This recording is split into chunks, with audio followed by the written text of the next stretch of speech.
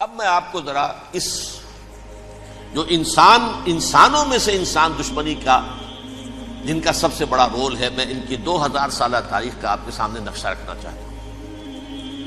ان 1400 سال کا تو میں نے صرف 4 آپ کو پوائنٹس بتائے۔ موسیٰ سے عیسیٰ تک 1400 برس علیہ الصلوۃ والسلام، 2 مرتبہ عروج، 2 مرتبہ زوال، اشیریوں کے ہاتھوں پٹوائی، بابلیوں کے ہاتھوں پٹانا، گریکس کے ہاتھوں مرمت، رومنس کے ہاتھوں مرمت۔ یہ جو 2000 سال ہیں، کیونکہ اب تو ظاہر بات ہے 21ویں صدی شروع ہو گئی، 20 صدیاں حضرت مسیح کو پوری ہو گئی۔ پہلی بات نوٹ کیجئے، حضرت مسیح کی پیدائش ہے سن 1 قبل مسیح۔ یہ نقطہ آپ نے کبھی سنا ہے یا نہیں؟ جب ملینیم کا سلسلہ شروع ہوا تھا پچھلے سال، تو میں نے بیان کر دیا تھا کہ ایک عجیب حساب کے اندر انہوں نے غلطی کی ہوئی ہے۔ حضرت مسیح کی پیدائش ہوئی 25 دسمبر کو، سن انہوں نے شروع کر دیا، جو اس کے بعد جنوری آئی تو پہلا سال شروع ہو گیا۔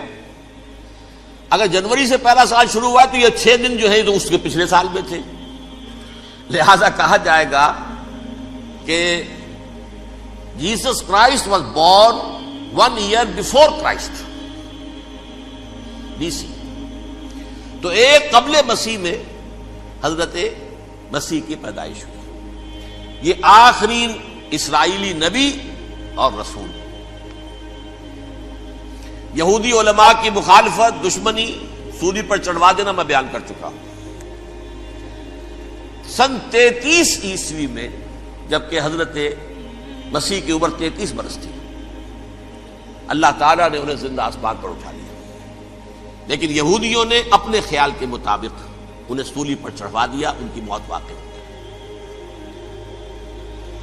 اگرچہ اس کے بعد یہ اختلاف ہے ان میں، یہودی کہتے ہیں وہ سولی پر چڑھ گیا، ختم ہوا، مر گیا، عیسائی کہتے ہیں نہیں، انتقال ہوا ہے مسیح کا صلیب پر، لیکن پھر وہ دوبارہ زندہ ہو گئے ہیں۔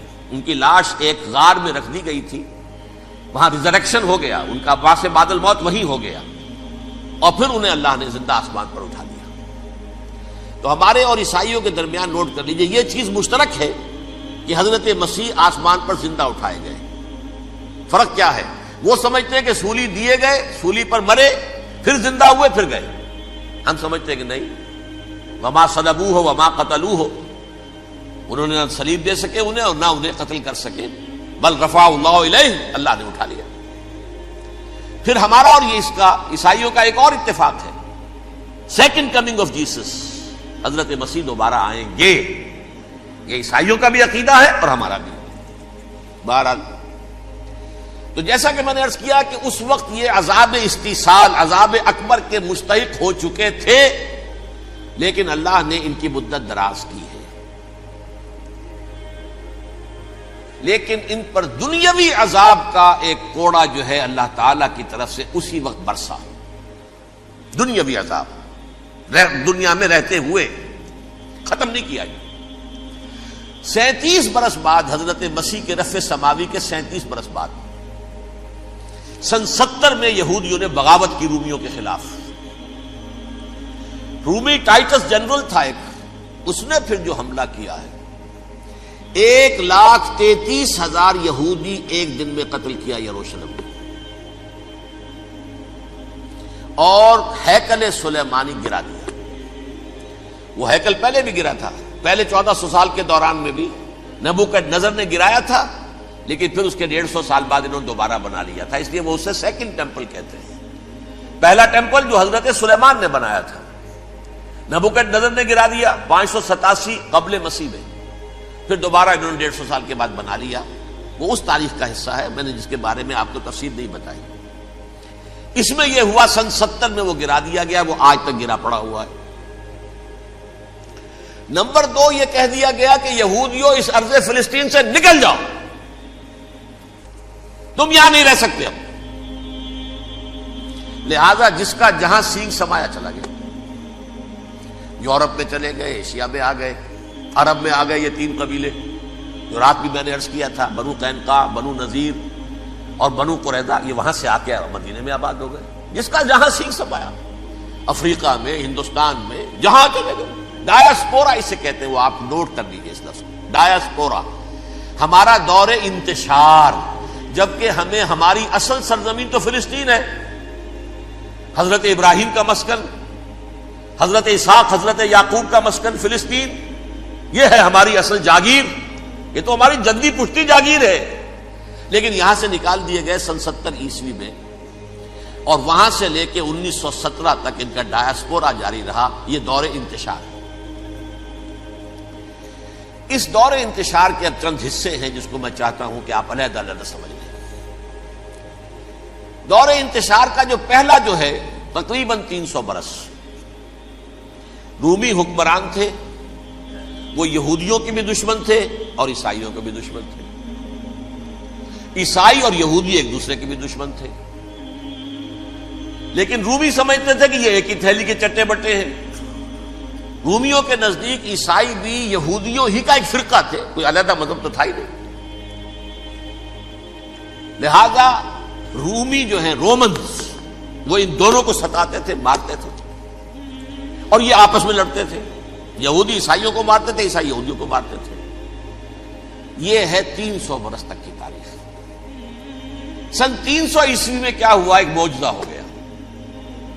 بہت عظیم ایمپرر کانسٹینٹائن، قسطنطین اعظم، رومن ایمپررز میں سے بہت بڑا ایمپرر، وہ عیسائی ہو گئے۔ اب تو معاملہ بالکل تلپٹ ہو گیا، پوری سلطنت عیسائی ہو گئی۔ اب عیسائیوں کے عیش ہو گئے اور یہودیوں پہ مار پڑنی شروع ہوئی۔ اب عیسائیوں کا آپ خود سوچئے کہ جنہیں وہ خدا بنا بیٹھے ہیں، خدا کا بیٹا قرار دے رہے ہیں، ان کے قاتل کون؟ یہودی بدماش۔ لہذا ان کی وہ پٹائی شروع ہوئی ہے یورپ میں، پوری رومن امپائر میں انہیں ذلیل کیا گیا۔ شہروں میں آمد بند، علیحدہ رہو، گھیٹوز کے اندر رہو۔ یہودی کا نام جو ہے وہ گالی بن گیا، جیسے آج بھی یہودی گالی کہتے ہیں، جیسے خنزیر کا لفظ، آخر وہ بھی اللہ کی مخلوق ہے، لیکن آپ کو معلوم ہے کوئی شخص زبان پہ نام نہیں لانا چاہتا خنزیر کا، سور کا، ہے تو مخلوق وہ بھی ایک حیوان ہے۔ ایسے ہی یہ ہے یہودی گالی، جیوٹ گالی۔ لہذا ایک طرف تو ان دونوں کے درمیان دشمنی، جس کو قرآن کہتا ہے وَأَغْرَيْنَا بَيْنَهُمُ الْعَدَاوَةَ وَالْبَغْضَاءَ، ہم نے ان کے مابین دشمنی جو ہے پیدا کر دی ہے۔ اور جب یہ پوری سلطنت عیسائی ہو گئی تو قافیہ تنگ ہو گیا یہودیوں کا۔ اب آئیے 571 عیسوی، یعنی جبکہ ڈایاسپورا کو کتنا عرصہ ہو چکا تھا؟ 500 برس۔ سن 70 سے شروع ہو رہا ڈایاسپورا، جب ٹائٹس نے گرایا ہے ہیکل کو اور نکال باہر کیا انہیں فلسطین سے، بھاگ جاؤ یہاں ایک یہودی بھی نہیں رہے گا، فلسطین سے نکال دیے گئے۔ اس کے پورے 500 برس بعد سن 571 عیسوی میں حضور کی پیدائش ہوئی، ولادت باسعادت محمد رسول اللہ صلی اللہ علیہ وسلم۔ 610 میں آپ پر وحی کا آغاز ہوا، لیکن حضور کے ساتھ ان کا معاملہ کیا رہا؟ اول تو جبکہ حضور ابھی مکے ہی میں تھے، یہودیوں نے ریشہ دوانیاں شروع کر دی حضور کے خلاف۔ قریش مکہ کو سکھاتے تھے، پڑھاتے تھے، ان سے یہ پوچھو، ان سے یہ پوچھو، انہیں اس طرح تنگ کرو، ان سے یہ امتحان لو، یہ آپ کے علم میں ہے۔ سورہ بنی اسرائیل میں، سورہ کہف میں وہ سوالات، جو امتحانی سوالات آئے تھے، ذوالقرنین کون تھا، اصحاب کہف کون تھے، تم رسول بنے پھرتے ہو تو بتاؤ، اور یہ روح کی حقیقت کیا بتاؤ۔ یہ ساری ریشہ دوانیاں کر رہے تھے بیٹھے ہوئے، ابھی وہیں پر حضور ابھی پہنچے بھی نہیں۔ ہجرت فرما کر حضور تشریف لے آئے تو حضور نے، جسے ماسٹر سٹروک کہا جائے گا، یعنی اسٹیٹس مین شپ کا ماسٹر سٹروک، آپ نے مدینے میں آتے یہودیوں کے ساتھ پیکٹ کر دیا، جوائنٹ ڈیفنس پیکٹ آف مدینہ، کہ اگر مکے والے ہم پر حملہ کریں گے تو ہم مل جل کر ایک قوم کی حیثیت سے مقابلہ کریں گے۔ یہ میثاق مدینہ کہلاتا ہے، جس کے بہت غلط معنی پہنائے جا رہے ہیں آج کل۔ بہرحال میں موضوع میرا چونکہ یہ نہیں، میں ادھر نہیں جاؤں گا، لیکن ہوا کیا؟ ہر مرتبہ یہ خیانت کے مرتکب ہوئے، ان نے جو عہد کیے تھے ان سے پھرے، اندر ہی اندر سازش، ریشہ دوانی، حضور کی بدترین دشمنی۔ سورہ نساء کی آیت نمبر 12 میں 14 میں 13 میں فرمایا ہے لا تزال تطلع علی خائنۃ منہم، اے نبی ہمیشہ آپ کے علم میں ان کی طرف سے خیانتیں، بددیانتیاں آتی رہیں گی. اور بار بار وہ مسلسل جنگ کی آگ بھڑکاتے تھے. قریش کو دعوت دیتے، آؤ آؤ آؤ ہم اندر سے بغاوت کر دیں گے، تم آؤ تو صحیح، ختم کریں محمد کو اور اہل ایمان کو صلی اللہ علیہ وسلم رضی اللہ تعالی عنہم اجمعین. لیکن پھر جب وہ آتے تھے تو یہ دبک جاتے تھے، ان میں ہمت نہیں تھی، میدان کے مرد نہیں رہے تھے. یہ سورہ حشر میں ان کا نقشہ کھینچا گیا ہے. کھلے میدان میں مقابلے کی اس کے اندر صلاحیت ہی نہیں. یہ تو فصیلوں کے پیچھے سے، جیسے عورتیں کہیں دیہات میں لڑائی ہوتی ہے تو مرد جو ہے گلیوں میں لڑتے ہیں، عورتیں اوپر سے پتھر پھینکتی ہیں، بس وہ کام یہ کر سکتے تھے. من ورائے جدر، فصیلوں کے پیچھے سے، جنگ میں میدان میں نہیں آ سکتے. بہرحال قرآن مجید میں ہے یہ سورہ مائدہ کی آیت نمبر 64، کلما اوقدوا نارا للحرب اطفاها اللہ. اکثر و بیشتر مواقع پر تو یہ جب آگ بھڑکاتے تھے جنگ کی، اللہ اسے بجھا دیتا تھا. لیکن بہرحال اس کے باوجود جنگیں ہوئی، غزوہ بدر، غزوہ احد ہوئی کہ نہیں. یہ ساری اصل شرارت ہوئی، اور اس کے نتیجے میں حضور نے پھر ایک ایک کر کے 3 قبیلوں کو سزا دی. غزوہ بدر کے فوراً بعد بنو قینقاع نکالے گئے مدینے سے، غزوہ احد کے فوراً بعد بنو نذیر نکالے گئے، اور غزوہ احزاب کے بعد بنو قریظہ نکال دیے گئے.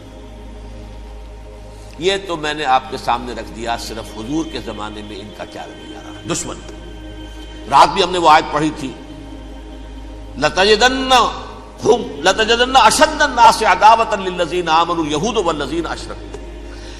اہل ایمان کی دشمنی میں شدید ترین تم پاؤ گے یہودیوں کو اور مشرکین بھی بعد میں ہے، پہلے یہودی. حضور کے بعد کیا ہوا اب یہ نوٹ کیجئے، یہ ان کی تاریخ کا دوسرا دور. حضرت عمر رضی اللہ تعالی عنہ کا عہد خلافت ہے. بیت المقدس کا محاصرہ کیا گیا، فصیل بڑی اونچی، شہر اندر سے سیلف سفیشینٹ، حملے کا راستہ کوئی نہیں. محاصرہ طول کھینچ رہا ہے لیکن ان کے پاس رسد بھی موجود ہے، پانی بھی موجود ہے، وہ دروازے بند کر کے بیٹھے ہوئے ہیں. بالآخر اللہ تعالیٰ کی مشیت کا ظہور کیسے ہوا؟ ان کے کچھ علماء آئے فصیل پر، کہا دیکھو مسلمانوں، تم قیامت تک بھی یہاں پڑے رہو گے محاصرہ کر کے، ہمارا یہ شہر فتح نہیں ہوگا. ہاں ایک درویش بادشاہ کے ہاتھوں یہ شہر فتح ہونا ہے، لیکن تمہارے اندر ہمیں وہ نظر نہیں آ رہا. ابو عبیدہ بن الجراح رضی اللہ تعالی عنہ امین هذه الامہ، ان کا فوراً ذہن گیا وہ درویش بادشاہ مدینے میں بیٹھا ہوا ہے عمر رضی اللہ تعالی. اب ایک اور عمر بھی ہے جو قندھار میں بیٹھا ہے. نقشہ وہی ہے، سادگی کی حد تک نقشہ وہی ہے، بالکل وہی، اپنی آنکھوں سے دیکھا ہے وہی سادگی. عمر اول، عمر ثانی تھے عمر بن عبد العزیز. اب ایک اللہ کے فضل سے اللہ تعالیٰ ایدہ اللہ بنصرتہ، اللہ تعالیٰ ان کی نصرت فرمائے، دشمنوں کو ان کے مقابلے میں نیست و نابود کرے. انہوں نے ریکویسٹ بھیج دی کہ حضور تشریف لائیے، یہ شہر فتح ہو جائے گا. وہ ہے سفر تاریخی، اتنا طویل سفر، تقریباً 700 میل، ایک اونٹ، ایک خادم، ایک منزل پہ امیر المومنین اوپر بیٹھے، خادم آگے چل رہا ہے، اگلی منزل پہ خادم اوپر بیٹھا ہے، امیر المومنین آگے جا رہا ہے. اور جب پہنچے ہیں تو وہ باری تھی خادم کی. انہوں نے ہاتھ جوڑ دیا، حضور خدا کے لیے تم کیا کہیں گے لوگ، وہ میرا برا حال کر دیں گے، تمہیں شرم نہیں آئی؟ امیر المومنین پیدل آگے چل رہے ہیں نکیل پکڑ کر، اور تم بیٹھے ہو اوپر براجمان ہو. حضرت عمر فرمایا الدور دورک، نہیں باری تمہاری ہے، بیٹھ. اس حال میں پہنچے ہیں. اور پھر یہ کہ ابو عبیدہ بن الجراح آئے ہیں، استقبال کیا ہے تو دیکھا ہے اس حال میں چلے آ رہے ہیں. عمر نکیل پکڑے ہوئے چلے آ رہے ہیں، اور کہتے ہیں کہ کہیں کیچڑ ویچڑ تھا، جوتے خراب ہو گئے تھے، وہ بھی اتار کے ہاتھ میں پکڑے ہوئے، کپڑے تو تھے ہی پھٹے ہوئے. انہوں نے کہا بھی حضرت ابو عبیدہ نے، دیکھیے یہ بڑا متمدن ملک ہے، بڑا مہذب علاقہ ہے، یہ آپ ذرا حلیہ اپنا درست فرما لیں تب جا کے پیش ہم آپ کو کریں گے. آپ نے فرمایا نحن قوم اعزنا اللہ بالاسلام، ہم وہ قوم ہیں جنہیں اللہ نے عزت دی ہے اسلام کے ذریعے سے. کپڑوں کے ذریعے سے نہیں، دولت کے ذریعے سے نہیں۔ اسی حال میں گئے ہیں، اوپر سے انہوں نے کھڑے ہو کر نشانیاں دیکھی ہیں، اپنی کتابیں کھولی، ہاں یہ وہی ہے، اچھا لو جی سرنڈر، شہر تمہارے ہاتھ میں۔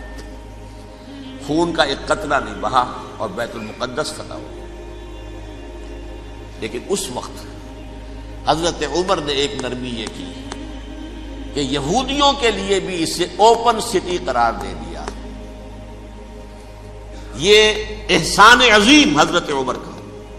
اس سے پہلے یہودی آ ہی نہیں سکتا تھا، داخل ہی نہیں ہو سکتا تھا، وہاں وہ آ کر وزٹ نہیں کر سکتا تھا، زیارت نہیں کر سکتا تھا اپنے مقدس مقامات کی۔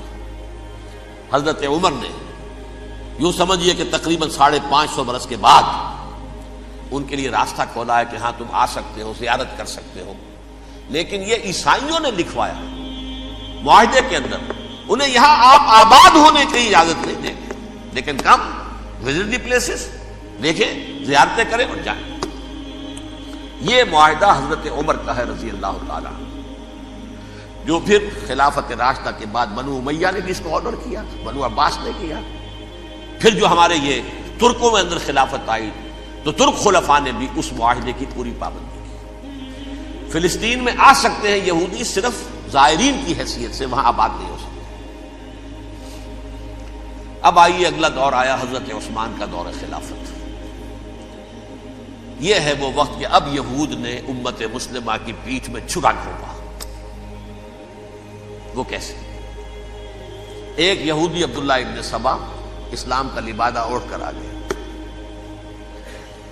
معاشرے کا جائزہ لے لیا، ان میں بنو ہاشم اور بنو امیہ میں جو پرانی کشاکش تھی اس کے کچھ نہ کچھ جراثیم باقی ہیں، اگر ان کو ذرا بھڑکا دے تو مسلمانوں میں انتشار پیدا ہو جائے۔ کہا یہ عثمان کون ہے؟ یہ تو بنو امیہ میں سے ہے، یہ حق تو بنو ہاشم کا ہے، خلافت ان کے پاس ہونی چاہیے، محمد کے تو رشتہ دار وہ ہے صلی اللہ علیہ وسلم۔ عوام الناس کے اندر بات پھیلنی شروع ہوئی۔ پھر ایک بڑی سازش کے انداز میں حضرت عثمان کے خلاف پروپیگنڈا، حضرت عثمان کے جو عاملین تھے، گورنر تھے، ان کے خلاف پروپیگنڈا، اور ایسی ہوشیاری کرتے تھے کہ کوفے میں کوفے کے حاکم کے خلاف کچھ نہیں کہنا، اجی مصر میں یہ ہو رہا ہے، اجی شام میں یہ ہو رہا ہے، اجی یہ جو عثمان ہے وہ یہ کر رہا ہے، یہ ظلم ہو رہا ہے، یہ لوٹ مار ہو رہی ہے، یہ خیانتیں ہو رہی ہیں۔ اب نہ تو اس زمانے میں مینز آف کمیونیکیشن، کیسے تصدیق کریں؟ افواہیں تو آپ آج کراچی کے اندر شروع ہو جائے تو پتہ نہیں چل سکتا کسی کو کہ کیا اس میں صداقت ہے، کیا جھوٹ ہے، اور بری بات جو ہے فطرت انسانی کی کمزوری ہے، وہ فوراً قبول کرتا ہے، کسی کے بارے میں اچھی بات ماننے کو تیار نہیں ہوتا، لیکن بری بات تو فوراً تیار۔ بہرحال یہ فتنہ انہوں نے اٹھایا، حضرت علی کی الوہیت کا فتنہ اٹھایا، حضرت عثمان کے خلاف الفتنۃ الکبریٰ برپا کیا، حضرت عثمان شہید ہوئے۔ اس کے بعد 5 برس تک مسلمان ایک دوسرے کی گردنیں کاٹتے رہے، باہمی خانہ جنگی ہوئی، امت کو وہ زخم لگایا ہے جو آج تک جس سے خون رس رہا ہے۔ یہ شیعان عثمان اور شیعان علی تھے جو بعد میں پھر سنی اور شیعہ ہو، اور آج تک فتنہ کس نے جگایا؟ ایک عبداللہ ابن سبا یہودی اور اس کے کارندے، شیطان کا ایجنٹ، اور انسانوں میں سے بھی اس کے جو بھی حواریین تھے اور شیطانوں کے اندر سے بھی تھے، انہوں نے بھی اس آگ کو بھڑکایا۔ یہ آپ سوچ لیجئے کہ یہ کس نے وہ زخم لگایا؟ یہودی۔ اگلا دور آیا، خلافت راشدہ ختم ہوئی، بنو امیہ کا بھی دور کافی گزر گیا۔ طارق ابن زیاد 712 عیسوی میں حملہ کرتے ہیں اسپین پر۔ اسپین اس وقت عیسائیت کا بہت بڑا گڑھ، بڑے کٹر ترین عیسائی جو ہے وہ اسپین میں تھے، لہذا یہودیوں کی وہاں بہت پٹائی ہوتی تھی، یہ میں بتا چکا ہوں، دشمنی تھی، یہ تو چلی آ رہی تھی عیسائیوں کے ہاتھوں یہودیوں کی۔ وہ تو سن 300 عیسوی سے ایمپرر کانسٹنٹائن کے بعد سے شروع ہو گئی تھی۔ اس حوالے سے یہودیوں نے اس وقت چالاکی یہ برتی، کچھ راستے واسطے بتائے، کچھ مدد کی طارق ابن زیاد کی۔ طارق ابن زیاد نے انہیں اپنا محسن سمجھا، ہسپانیہ فتح ہو گیا تو یہودی چونکہ محسنین کی فہرست میں آ چکے تھے، انہیں بہت اقتدار نصیب، بڑی سپورٹ مسلمانوں نے دی۔ ان کے بڑے بڑے علماء جو ہیں اسی دور کے اندر پیدا ہوئے، بڑے بڑے تھنکرز ان کے اسی دور میں پیدا ہوئے۔ بن گوریون جو کہ ایک وزیر اعظم تھا اسرائیل کا، اس نے یہ لکھا ہے اپنی کتاب میں، Muslim Spain was the golden era of our diaspora. وہ ڈائسپورا جو 70 عیسوی سے شروع ہوا تھا اور 1917 عیسوی تک جاری رہا ہے، اس میں سے گولڈن ایرا ہمارا جو تھا وہ مسلم اسپین تھا. ہسپانیہ میں بیٹھ کر ہم عیش کیے، لیکن وہاں سے انہوں نے اور جو کچھ کیا، یہ تو داستان کے تو بہت سے گوشے ہیں، لیکن میں جس اسٹریٹ لائن میں چل رہا ہوں اس کے اعتبار سے ایک بات سمجھ لی، وہاں بیٹھ کر انہوں نے اب عیسائیت کی پیٹھ میں چھرا گھونپا، پروٹیسٹنٹ مذہب پیدا کیا، تقسیم کر دیا. جیسے شیعہ سنی کی تقسیم، عبداللہ ابن سبا، رومن کیتھولک اور پروٹیسٹنٹ کی تقسیم، یہودی علماء. ہوتا کیا تھا؟ ہسپانیہ کی یونیورسٹیاں ہیں، کارڈووا میں ہے، ٹولیڈو میں ہے، گریناڈا میں ہے، غرناطہ، قرطبہ، تولیتلا، اور وہاں آتے تھے لوگ. فرانس سے چلے آ رہے ہیں نوجوان پڑھنے کے لیے، جرمنی سے چلے آ رہے ہیں، اٹلی سے چلے آ رہے ہیں. 3 ہی ملک قریب ترین پڑھتے ہیں سینٹرل جو یورپ کے ہیں. یہاں پر جو ہے وہ اسلام جو نور پھیلا رہا تھا اس سے بھی مستفیض ہوئے. جہالت کے جو ہے پردے ان کے وہ چھٹے. اس کے ساتھ ہی وہ یہودی وہاں ان کے اندر جو جراثیم داخل کر رہے تھے، وہ اس عیسائیت کے خلاف بغاوت تھی جو اس وقت دنیا میں عیسائیت اس وقت تھی. پوپ کا راج تھا دنیا میں اس وقت. یورپ میں جو عیسائیت تھی اس میں ایک طرف بادشاہ تھے، لیکن بادشاہوں کی حیثیت وہاں پر یوں سمجھ لیجئے کٹ پتلیوں کی تھی، اصل قوت پوپ کے ہاتھ میں تھی. اور پوپ کو انہوں نے جیسے قرآن نے کہا اتخذوا احبارهم ورهبانهم اربابا من دون اللہ، کیونکہ سینٹ پال نے شریعت موسوی ساقط کر دی تھی تو اب شریعت تھی ہی نہیں. پوپ کو اختیار تھا جس چیز کو چاہے حلال قرار دے دے، جس چیز کو چاہے حرام قرار دے دے. اتخذوا احبارهم ورهبانهم اربابا من دون اللہ. انہوں نے کہا صاحب یہ پوپ کس بلا کا نام ہے، یہ بھی انسان ہے. بات تو ٹھیک تھی نا، اصل حیثیت تو کتاب کی ہونی چاہیے، ڈیوائن بک، دی ریویلڈ اسکرپچر. لہذا اور یہ کتاب ہر شخص پڑھ سکتا ہے. کوئی پوپ کے باپ کو جو ہے کوئی اس کے لیے پروپرائٹری رائٹس تو نہیں ہے کہ صرف پوپ پڑھ سکتا ہے یا پادری پڑھ سکتے ہیں. ہم بھی پڑھ سکتے ہیں، ہم بھی سمجھ سکتے ہیں. یہ باتیں تھی کہ جن کو بڑھا چڑھا کر بیان کر کے اور پوپ کا اقتدار ختم کرا دیا اور توجہ مرکوز کر دی بائبل کی طرف. اب بائبل میں بڑا حصہ تو اولڈ ٹیسٹامنٹ کا ہے.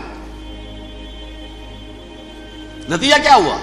یہود کی عظمت پروٹیسٹنٹس کے نزدیک مسلم ہو گئی. اصل قوم تو یہ ہے. وہ دشمنی بدلی کہ نہیں بدلی؟ موسیٰ کے امتی یہ ہے، تورات موسیٰ کو دی گئی، ابراہیم کی نسل یہ ہے. لہذا وہ جو دشمنی تھی، جو عداوت تھی کہ ہمارے خدا کو سولی چڑھانے والے ہیں یہ بدماش، اس کا ازالہ ہوا اس پروٹیسٹنٹ مذہب کے نتیجے میں. یہ میں اب آپ کو بتاتا ہوں کہ ایک نتیجہ وہ نکلا ہے جسے برٹرنڈ رسل نے بیان کیا ہے. اس کی کتاب ہے ان پریز آف آئیڈلنس، صفحہ 108. وہ لکھتا ہے the Christians retaining the Judaic belief in special revelation added to it the Roman desire for worldwide domination and the Greek taste for metaphysical subtleties. The combination produced the most fiercely persecuting religion that the world has yet known. یہ 3 چیزیں آ کر عیسائیت میں مل گئی. ایک تو جب یہ اولڈ ٹیسٹمنٹ جو ہے وہ ان کے ہاتھ میں آ گئی، اور اس کے میں کچھ آپ کو بتا دیتا ہوں کہ اولڈ ٹیسٹمنٹ کی تعلیمات، کیونکہ یہ اولڈ ٹیسٹمنٹ جو ہے یہ محرف تھی. اصل تورات تو گم ہو گئی تھی 587 قبل مسیح میں، جب پہلی مرتبہ ہیکل جو ہے تباہ ہوا ہے، اس وقت ختم ہو گئی تھی. اس کے کوئی 150 سال کے بعد انہوں نے یادداشتوں سے مرتب کر کے لکھی ہے. اب اس میں ان کے اپنے خیالات، اپنے امانی، اپنی توجیحات وہ شامل ہو گئی. لہذا آپ ذرا میں آپ کو حوالے دیتا ہوں اس کتاب کے اندر مظالم کی جو تعلیم دی گئی ہے اہل کتاب نے اپنے مظالم قتل عام کے جواز کے لیے تورات میں تبدیلیاں کی اور پیغمبروں پر دہشت ناکی اور بدترین حرام کاری کے الزامات لگائے. سنیے، پہلا حوالہ ہے یہ گنتی باب 31 آیات 17-18. اس لیے ان بچوں میں جتنے لڑکے ہیں سب کو مار ڈالو، اور جتنی عورتیں مرد کا منہ دیکھ چکی ہیں ان کو بھی قتل کر ڈالو، لیکن ان لڑکیوں کو جو مرد سے واقف نہیں اور اچھوتی ہیں اپنے لیے زندہ رکھو. یہ کسی اللہ کی کتاب کا یہ جملہ ہو سکتا ہے؟ کسی ریویل بک کا؟ اور سنیے، یہ ہے استثناء ڈیٹرانومی باب 20 آیت 16-18. پر ان قوموں کے شہروں میں جن کو خداوند تیرا خدا میراث کے طور پر تجھ کو دیتا ہے، کسی ذی نفس کو جیتا نہ بچا رکھنا، جیسا خداوند تیرے خدا نے تجھ کو حکم دیا بالکل نیست کر دینا. مرد، عورتیں، بچے، بوڑھے سب ختم. یہ کتاب مقدس ہے. اور سنیے، سموئیل باب 27 آیت نمبر 9. اور داؤد نے اس سرزمین کو تباہ کر ڈالا اور عورت مرد کسی کو جیتا نہ چھوڑا. نمبر 4، ان سب آباد شہروں کو ماں، عورتوں اور بچوں کے بالکل نابود کر ڈالا. کتاب استثناء باب 3 آیت 6. یہ ہے جو کہہ رہا ہے برٹرنڈ رسل، کرسچینٹی میں آ کر اب یہ تین چیزیں شامل ہو گئی. ایک تو یہ باربیرین یہ تعلیم جو ہے، اور یہ مذہب کے نام پہ تعلیم، یہ کتاب مقدس کی تعلیم. نمبر 2، رومنز کے اندر جو ایک تمنا تھی ورلڈ ڈومینیشن کی، وہ عیسائیت کے اندر آ گئی. اس لیے کہ پوری رومن امپائر جو ہے عیسائی ہو گئی، تو اسے وراثت کے اندر ورلڈ ڈومینیشن کی جو ایک تمنا تھی وہ مل گئی. اور پھر یہ کہ انہوں نے جو توہمات تھے یونانیوں کے، ان کو بھی اپنے ہاں مختلف شکلوں کے اندر جمع کر لیا. ان تین چیزوں کا the combination produced the most fiercely persecuting religion that the world has yet known. اس کے نتیجے میں دنیا میں تاریخ انسانیت کے اندر جو بدترین خونخوار ترین مذہب ہو سکتا ہے وہ شکل عیسائیت نے اختیار کی. اور اس کا مظہر عتم کیا تھا؟ نوٹ کیجیے، صلیبی جنگیں. ایک بات ٹائم ٹیبل کے اعتبار سے نوٹ کر لیجئے گا. فرسٹ ملینیم ختم ہوا، سیکنڈ شروع ہوا. ان کے 1000 سال ختم ہوئے تو 11ویں صدی میں سیکنڈ ملینیم شروع ہوا، تو پہلی صلیبی جنگیں ہوئی. لاکھوں مسلمان قتل کیے. صرف یروشلم کے اندر اتنا خون بہایا ہے کہ خود ان کے ہسٹورینز لکھتے ہیں کہ جب ان صلیبیوں نے جب گھوڑوں کے ساتھ وہ چل رہے تھے گلیوں میں، تو ان کے گھوڑوں کے گھٹنوں تک خون کی ندی بہ رہی تھی. جہاں سے گزرے ختم کرتے چلے گئے، آبادیاں کی آبادیاں ختم کر. اگرچہ اس کروسیڈ میں گیہوں کے ساتھ گھن بھی پسا، یہودی بھی بہت مارے گئے. یہ فرانس سے، جرمنی سے جب یہ کروسیڈرز آ رہے تھے، 3000 میل کا سفر طے کر کے آئے تھے. سوچئے تو صحیح. اربن ثانی پوپ جو تھا، آگ لگا دی تھی اس نے پورے یورپ کے اندر. شرم سے ڈوب مرو، تمہارے مقدس علاقے مسلمانوں کے ہاتھ میں. انفیڈلز، یہ کافر، یہ مرتد، یہ ملحد. مسیح جہاں پیدا ہوا، مسیح کو جہاں سولی دی گئی، وہ کہاں ہے؟ ان کے ہاتھ میں. وہ آگ لگائی ہے، 3000 میل کا فاصلہ طے کر کے یہ قومیں آئی ہیں، اور جو تباہی مچائی ہے. تاریخ انسانی میں ایسی بربریت کی کوئی مثال. اور یہ ان کے اپنے ہسٹورینز لکھتے ہیں. شرم کے بارے میں ایسے محسوس ہوتا ہے جیسے ان کی گردنیں جھکی جا رہی ہیں.